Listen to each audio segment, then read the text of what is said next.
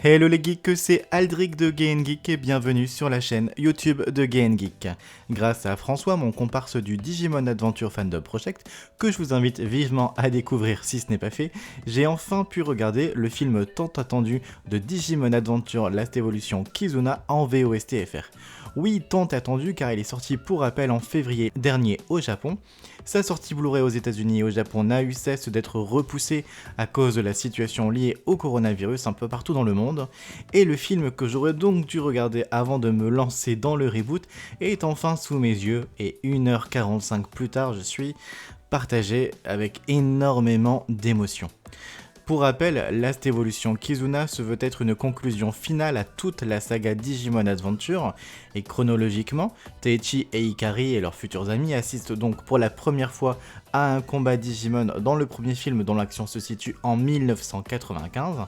La première saison de 54 épisodes se déroule en 99, un second film se déroule en 2000, tandis qu'une seconde saison de 50 épisodes et deux autres films nous emmènent eux en 2002.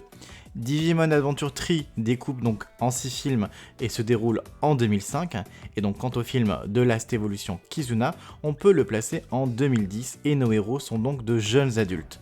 22 ans pour les deux héros que sont Teichi et Yamato.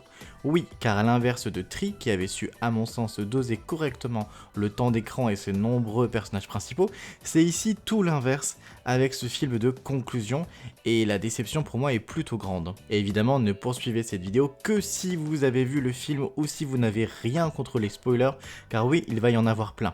Vous pouvez d'ailleurs trouver le film en VOST-FR dans la version que François propose sur le site du Digimon Adventure Fandom Project. Le film se concentre donc uniquement, ou quasi uniquement sur Teichi et Yamato, à l'instar du reboot qui a tendance à les mettre en avant. Et ce n'est tellement pas ce que j'attendais d'un film de conclusion. J'aime Digimon parce que c'est une aventure de groupe, une série animée, chorale où de nombreuses personnalités se mélangent et nous permet d'avoir un ou deux héros à qui l'on s'identifie le plus, et même si je comprends les contraintes qu'un seul film de 1h40 peut imposer, c'est tellement triste de voir que la plupart des autres personnages sont relégués à un statut de personnage plus que secondaire, voire tertiaire. Le film en lui-même est très beau et il apporte un message mais vraiment déchirant. Car oui, après le visionnage, et pour en avoir parlé avec d'autres fans, c'est très difficile de ne pas retenir ses larmes. Pendant tout le film, le message est clair, il est temps de refermer le chapitre Digimon dans nos vies, du moins le chapitre Adventure que l'on a découvert en 1999 et de passer à autre chose. Il faut accepter de grandir, de laisser nos souvenirs d'enfance là où ils sont et de faire notre deuil. Et l'on comprend d'autant mieux à qui le reboot s'adresse. Il ne s'adresse pas aux anciens fans, non, mais bel et bien à un nouveau public qui ne connaît pas Adventure, Zero Two, Tree et qui ne regardera probablement pas Last Evolution. Faut-il avoir vu les séries précédentes pour regarder le film ? Je le conseille, ne serait-ce que pour certains clins d'œil appuyés, comme la brève apparition de Meiko qui est introduite elle dans Tree, ou celle des différents élus que l'on a rencontrés à travers le monde dans Zero Two. D'ailleurs, les 4 nouveaux héros de Zero Two, à savoir Miyako, Desuke, Ken et Yori, disposent tout de même d'un temps d'écran plus important que certains anciens. Sans doute une manière de réparer leur absence totale de Tree. Last Evolution Kizuna nous entraîne alors dans un scénario tout de même intéressant. Différents élus à travers le monde tombent dans un étrange coma et leurs partenaires Digimon disparaissent. Grâce à deux nouveaux personnages introduits ici, Menoa Bellucci, une scientifique donc américaine et son assistant Kyotaro, on va en apprendre plus. Leur histoire est plus intéressante déjà que celle qui était proposée par Meiko dans Tree si on doit faire un titre de comparaison.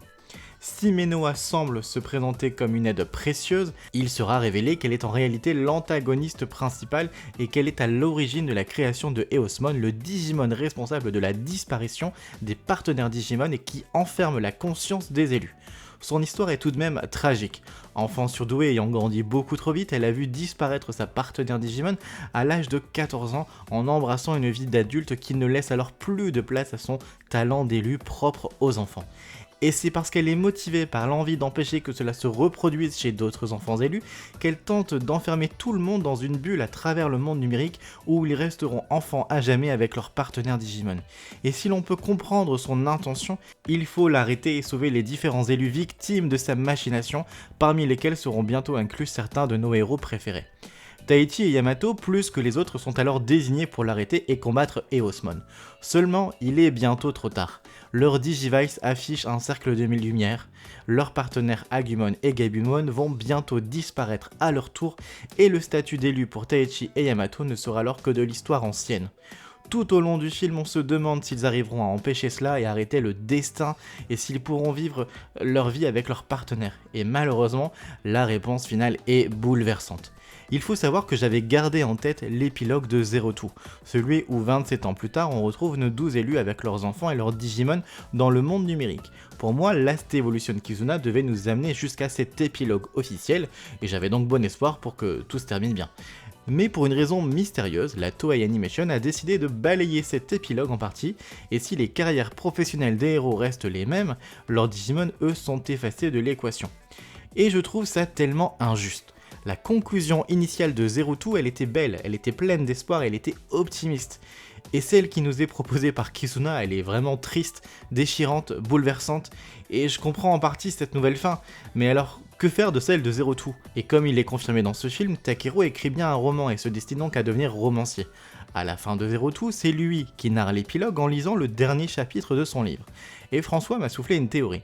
Et si le roman était une version utopique de la fin que Takeru aurait souhaité pour lui et ses amis? Je ne trouve pas ça bête. Peut-être que Kizuna est la véritable fin, déchirante, mais que Takeru en aurait souhaité une autre et l'a ainsi retranscrit dans ce livre.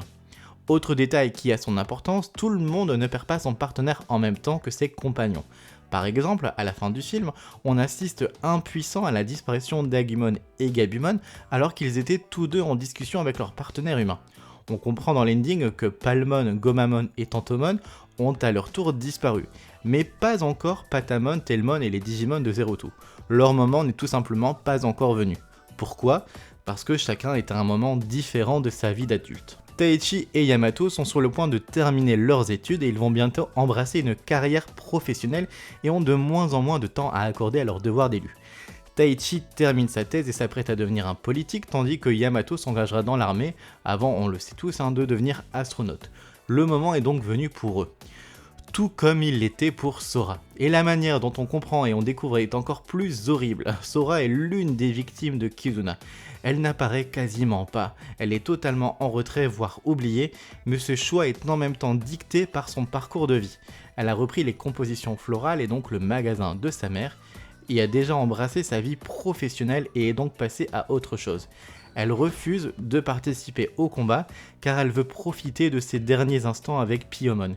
Et tandis que tous les autres sont dans l'internet pour combattre Eosmon, on voit que le Digivice de Sora est brisé et que Piyomon n'est plus là, et qu'elle n'est donc plus une élue. Et ce qui me rend triste, c'est que le film refuse de lui accorder ne serait-ce que 5 minutes pour voir comment elle gère ça seule de son côté. Et les autres héros ne sont pas mieux lotis. Joe est devenu médecin, comme il l'a toujours souhaité, et son rôle consistera à avertir le groupe que Mimi est l'une des victimes tombées dans le coma. Mimi, qui possède maintenant sa propre start-up et voyage donc à travers le monde avec Palmon, et va en effet être la première du groupe à être attaquée par Eosmon. Takeru et Ikari s'en sortent un peu mieux grâce à la scène d'ouverture du film où avec leur Digimon ils prennent pleinement part au combat, mais une fois endormis par Eosmon, ils rejoignent le rang des secondaires.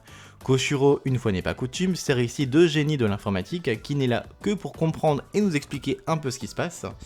Oui mais voilà, leurs relations avec leurs partenaires Digimon ne sont pas exploitées du tout, les relations entre eux non plus d'ailleurs. On les retrouvera un peu plus tard alors que, sous le contrôle d'Eosmon, avant d'être sauvés par Taichi et Yamato, mais c'est tout, ils font de la figuration, ils ne sont là que pour permettre un très léger fanservice et en aucun cas pour servir l'histoire, servir l'intrigue ou même le propos. Encore une fois, le choix est fait, seuls Taichi et Yamato seront développés et méritent alors qu'on s'intéresse à leur vie, leurs sentiments ou leur quotidien. Et oui, leurs scènes sont belles, elles sont touchantes, leur amitié est plus solide que jamais, on les voit prendre une bière ensemble, on voit Taichi qui a des magazines cochons, ça c'est très drôle, avec la réaction d'Agumon notamment, c'est vraiment sympa, mais les autres m'ont terriblement manqué pendant tout le film. Et je le disais plus tôt, on peut se consoler légèrement avec Miyako, Yori, Ken et Daisuke que l'on retrouve en pleine enquête à New York pour le compte de Yamato. Les revoir c'est très sympathique, mais comme Tri l'avait souligné, on sent que ces quatre-là sont totalement déconnectés du reste du groupe. On peut ainsi se consoler avec des courtes apparitions de Michael, Meiko, Catherine et tous les enfants élus qu'on en a croisés à un moment ou à un autre dans les séries précédentes, mais ce n'est tellement pas assez. Et que penser du message ? Apprendre à vivre sans son partenaire Digimon, ne pas avoir le temps de lui dire au revoir, continuer sa vie en grandissant, d'accord, mais ça donne surtout l'impression que l'on nous dit à nous, les fans de la première heure, votre temps est terminé. Laissez Digimon à vos souvenirs d'enfance, c'est précieux, certes, mais il faut avancer et vivre votre vie grâce à ce que vous avez appris. Je suis donc empli de tellement d'émotions après avoir vu ce film. Je suis triste que cette saga soit réellement terminée, sachant que le reboot se passe dans un autre univers et propose une toute autre histoire. Je suis nostalgique de tous les moments que j'ai pu vivre grâce à Digimon. Au-delà de mes différents visionnages, nul autre animé n'a eu cette place si particulière, cette importance que Digimon Adventure peut avoir dans mon cœur, et j'ai fait tellement de rencontres grâce à cette licence, et aujourd'hui encore je la fais vivre de l'intérieur finalement en interprétant Joe dans le fandom français. Mais j'ai ce sentiment d'inachevé, et je veux en voir plus. Et je suppose que mes attentes concernant Joe, Mimi et les autres seront comblées grâce au court-métrage produit et lié à ce film. Seulement, jusqu'à présent, on a pu découvrir seulement celui qui est centré sur Sora. Sora qui donne vraiment l'impression d'ailleurs que les scénaristes n'aiment pas son personnage ou ne savent pas quoi faire d'elle dans chaque série. Heureusement, le petit court-métrage qui est donc sorti sur elle rattrape un peu les choses et j'ai hâte donc de voir ceux de Joe, Mimi, Koshiro et les autres. D'ailleurs, autre grand regret, les relations amicales et amoureuses des personnages. Comme l'on ne se concentre que et uniquement sur la relation de Taichi et Yamato, tout le reste est oublié. On oublie que Sora est censée devenir l'épouse de Yamato, on ne sait pas trop où en est d'ailleurs leur relation à ce moment-là du film. Koshiro a lui totalement oublié son crush pour Mimi, on ne sait pas ce qu'il en devient. Joe, qui avait une petite copine d'entrée, on n'en parle plus du tout.